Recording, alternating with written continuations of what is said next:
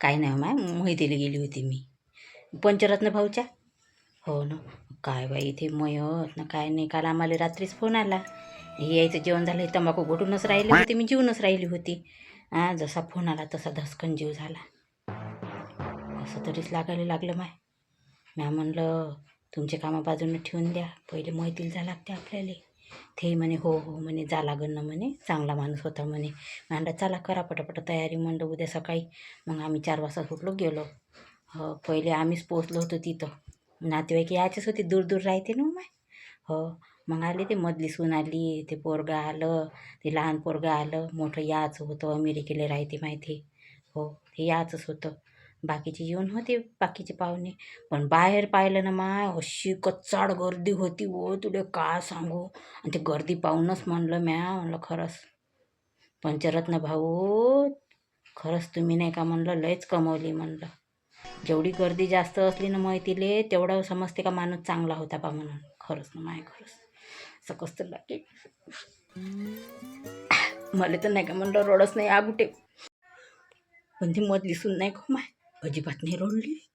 एक आसूचा थेंब नाही तिच्या डोळ्याले. हो, अजिबात नाही. घनगटे नाही होऊन तिच्या तोंडावर म्हणलं काहीच असं दिसे नाही. म्हणलं का नाही का म्हणलं हिच्या घरी मयत झाली बा म्हणून. हो, मला तर पाहूनच नाही का बापा, मी गेली ना तेव्हापासून मला नाही का म्हणलं सारख्या माडोळ्याला धारा. मला कोणी असं माडोळ्यासमोर नाही का म्हणलं कोणी रडलं तर मला रड येते. हो,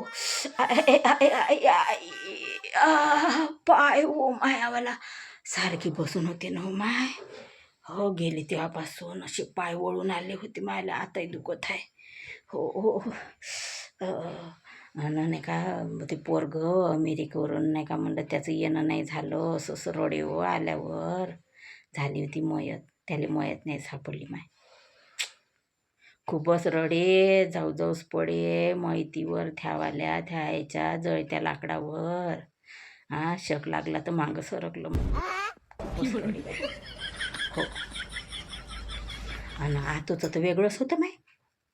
हो, तिथंच हिश्याच्या गोष्टी करायला लागली. आणि घेणं नाही देणं नाही, इथं कोणतं काय आहे ना का काय म्हणलं, आणि इथं का चालू आहे तिथंच नाही का बाई लागली गोष्टी करायला. हो, याची 30 एकर शेती आहे म्हणे, आणि नाही का म्हणे मला येते म्हणे 20 एकराचा वाटा.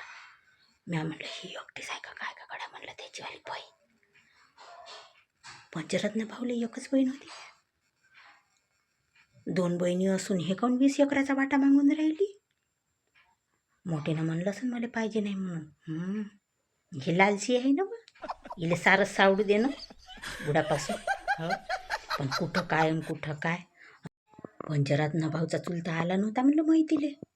हां, काहीतरी नाही का झालं होतं म्हणे यायच्या भावाचं, तर नाही का म्हणलं चुलता मधात बोलला तर नाही का यायनं काही म्हणलं असं, तर तेव्हापासून येतच नाही म्हणते.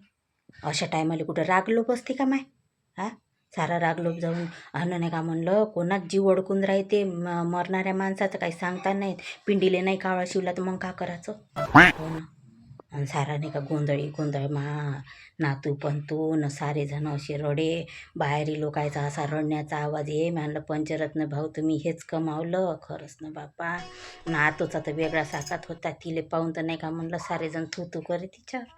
बाबा आपल्याला नाही काढत पण कोणी असं हे नाही. आम्ही मयत झाली, कडू घास खाल्ला तसं निघून आलो. बस मला त्याच्या घरात ते येतील.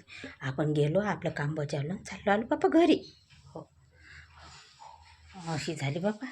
हो, पाय दुखत आहे तेव्हापासून. तर काय आपलं दुखणं मागणं चालूच राहते माय.